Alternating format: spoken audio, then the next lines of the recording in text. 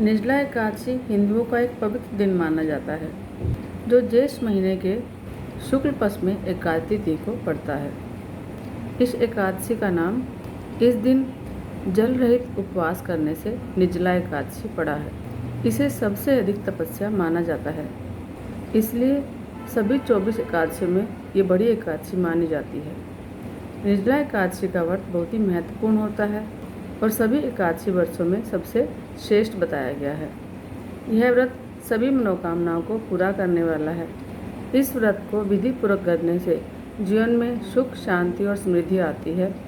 दाम्पत्य जीवन में आने वाली परेशानियां दूर होती हैं।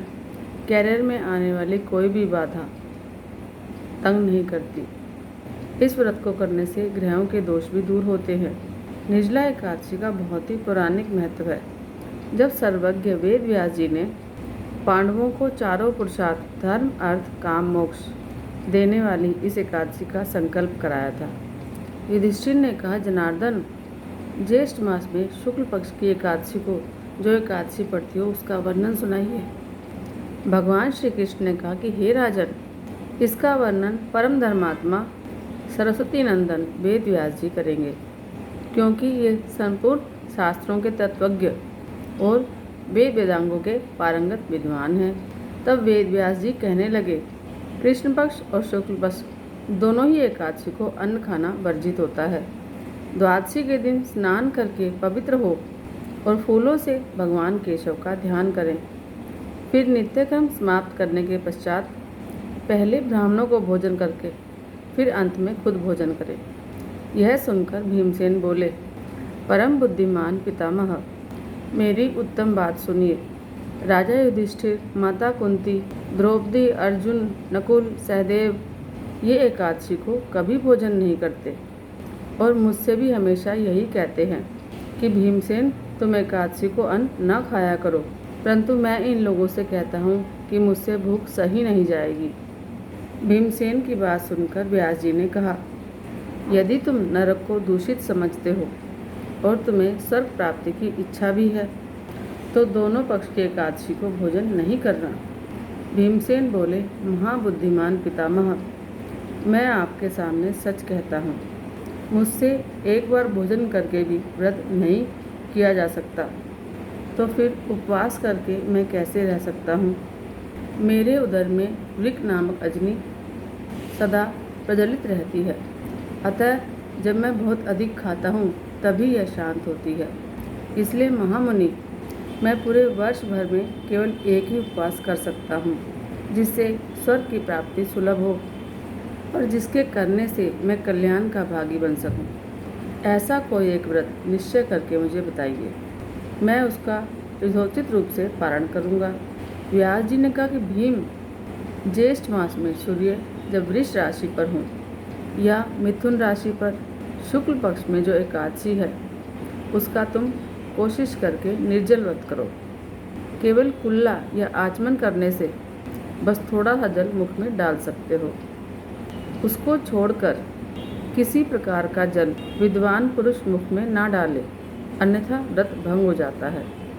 एकादशी को सूर्योदय से लेकर दूसरे दिन के सूर्योदय तक मनुष्य जल का त्याग करे तो यह व्रत पूर्ण होता है। फिर द्वादशी को सुबह स्नान करके ब्राह्मणों को विधि पूर्वक जल और स्वर्ण का दान करे। इस प्रकार सब कार्य पूरा करके जितेंद्रिय पुरुष ब्राह्मणों के साथ भोजन करे। वर्ष भर में जितनी एकादशियाँ होती हैं उन सब का फल निर्जला एकादशी के सेवन से मनुष्य प्राप्त कर लेता है, इसमें तनिक भी संशय नहीं है। शंख, चक्र, गदा, पद्म धारण करने वाले भगवान केशव ने मुझसे कहा था कि यदि मानव सब छोड़कर एकमात्र मेरी शरण में आ जाए और एकादशी को निराहार रहे तो वह सब पापों से छूट जाता है। एकादशी व्रत करने वाले पुरुष के पास विशालकाय, विकराल आकृति और काले रंग वाले दंड पाशधारी भयंकर यमदूत नहीं आते। अंतकाल में पीताम्बरधारी, सौम्य स्वभाव वाले, हाथ में सुदर्शन धारण करने वाले और मन के समान वेग वाले विष्णुदूत आखिर उस वैष्णव पुरुष को भगवान विष्णु के धाम में ले जाते हैं। अतः निर्जला एकादशी को पूर्ण यत्न करके उपवास और श्रीहरि का पूजन करो। स्त्री हो या पुरुष, यदि उसे मेरु पर्वत के समान महान पाप लगा हो तो वह पाप भी इस एकादशी के व्रत से भस्म हो जाता है। जो मनुष्य इस दिन जल के नियम का पालन करता है वह पुण्य का भागी होता है। उसे एक एक पहर में कोटि स्वर्ण मुद्रा दान करने का पुण्य प्राप्त होता है। मनुष्य निर्जला एकादशी के दिन स्नान, दान, जप, होम आदि जो कुछ भी करता है वह सब अक्षय होता है। यह भगवान श्री कृष्ण का कथन है। निर्जला एकादशी की विधि पूर्वक उत्तम रीति से उपवास करके सेवा करने से मनुष्य वैष्णव पद को पाता है। जो मनुष्य एकादशी के दिन अन्न खाता है वह पाप का भोजन होता है। इस लोक में वह चांडाल के समान है और मरने पर दुर्गति को पाता है।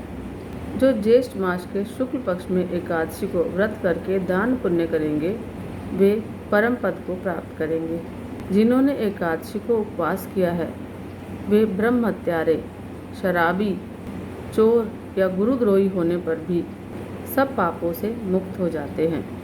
कुंती नंदन निर्जला एकादशी के दिन श्रद्धालु स्त्री पुरुषों के लिए जो विशेष दान और कर्तव्य हैं उसे सुनो।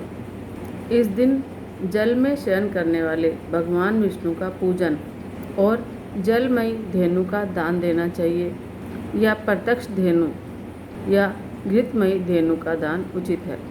दक्षिणा और मिष्ठान देकर ब्राह्मणों को संतुष्ट करना चाहिए। ऐसा करने से ब्राह्मण संतुष्ट होते हैं और ब्राह्मणों के संतुष्ट होने पर श्रीहरि मोक्ष प्रदान करते हैं। जिन्होंने शम, दम और दान में प्रवृत्त हो श्रीहरि की पूजा और रात्रि में जागरण करते हुए इस निर्जला एकादशी का व्रत किया है उन्होंने अपने साथ ही बीती हुई 7 पीढ़ियों को और आने वाली 7 पीढ़ियों को भगवान विष्णु के धाम में पहुंचा दिया है। निर्जला एकादशी के दिन अन्न, वस्त्र, गो, जल, सैया, आसन, कमंडल और छाता दान करना चाहिए। जो ब्राह्मण को जूता दान करता है वह सोने के सिंहासन पर बैठकर स्वर्गलोक को जाता है। जो इस एकादशी की महिमा को भक्तिपूर्वक सुनता है या उसका वर्णन करता है वह स्वर्गलोक को जाता है। चतुर्दशी युक्त अमावस्या को सूर्य ग्रहण के समय श्राद्ध करके मनुष्य जिस फल को पाता है वही फल इस एकादशी कथा सुनने मात्र से मिल जाता है। पहले सुबह दांत धोकर नियम लेना चाहिए कि मैं भगवान केशव की प्रसन्नता के लिए एकादशी को निराहार रहकर आचमन के सिवा दूसरे जल का त्याग करूँगा। द्वादशी को देवेश्वर भगवान विष्णु का पूजन करना चाहिए। गंध, धूप, पुष्प और हवन और सुंदर व्रत से, सुंदर कपड़ों से भगवान का पूजन करें और जल के घड़े का दान करने का संकल्प करते हुए भगवान विष्णु से प्रार्थना करें। संसार सागर से तारने वाले हे देव, हे ऋषिकेश, इस जल के घड़े का दान करने से आप मुझे परम गति प्राप्त कराइए। भीमसेन ज्येष्ठ मास के शुक्ल पक्ष में जो शुभ एकादशी होती है उसका निर्जल व्रत करना चाहिए। उस दिन ब्राह्मणों को शक्कर के साथ जल से भरे घड़े का दान करना चाहिए। ऐसा करने से मनुष्य भगवान विष्णु के पास पहुंचकर प्रसन्नता का अनुभव करता है। फिर द्वादशी को ब्राह्मणों को भोजन कराने के बाद स्वयं भोजन करें। जो इस प्रकार पूर्ण रूप से इस पाप मोचनी एकादशी का व्रत करता है वह सब पापों से मुक्त होकर आनंदमय पद को प्राप्त करता है। यह सुनकर भीमसेन ने इस शुभ एकादशी का व्रत शुरू कर दिया। तब से यह लोक में पांडव द्वादशी के नाम से भी विख्यात हुई।